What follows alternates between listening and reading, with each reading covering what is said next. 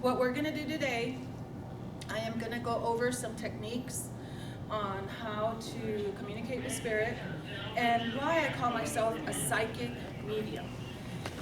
You got to understand that all of you have an intuition, and that is going to go before you in everything that you do. And then the mediumship is where you connect with a spirit, whether that spirit is an angel, or you refer to them as someone that's crossed over, or you refer to that spirit as, you know, it may be a higher consciousness, or you're tapping into a higher knowledge, but it's some kind of intelligence that you're tapping into.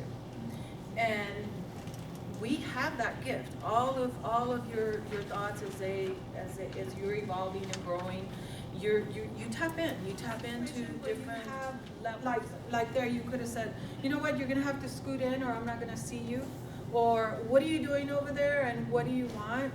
You know, question it. Say, get over here, I can't.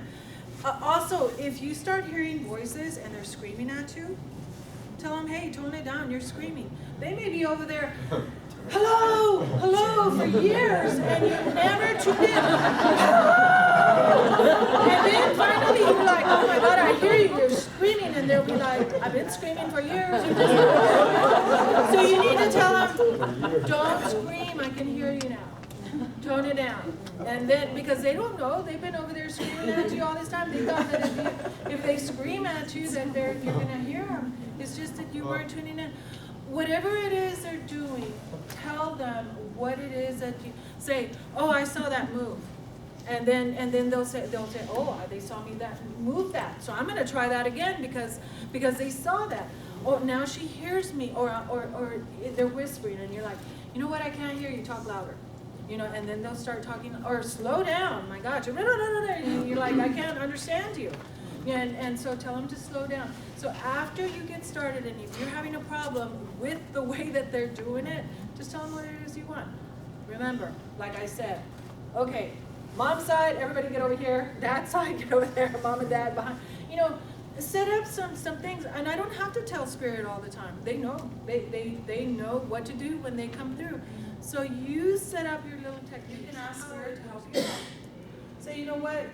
I am feeling someone around me, and you know that mom's around me, or grandma, or I don't know who that spirit is, but I feel someone around me and it feels good.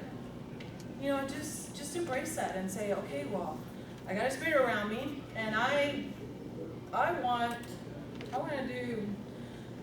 this job, or I want a better job, or I want a car, or I want more money, or whatever it is that your affirmation would be that you want.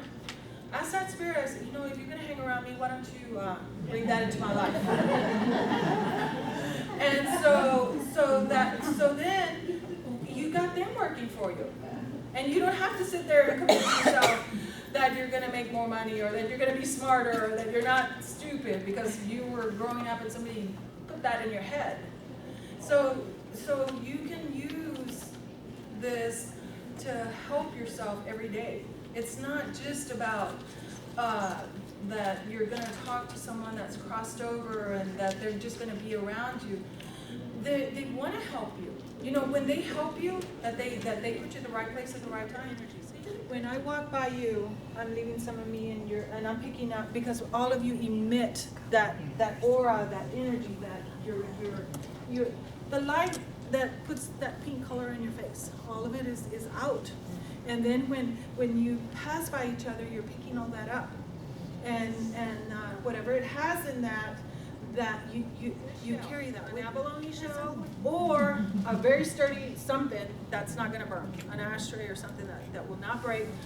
Put your sage in there, and you say a prayer of protection, and then you can just say, remove negativity, attract prosperity. You know, so you're cleaning and you're bringing in something good, and don't blow on it, because you're blowing your prayers away. And then just fan it. So instead of blowing on it to keep it lit, just fan it.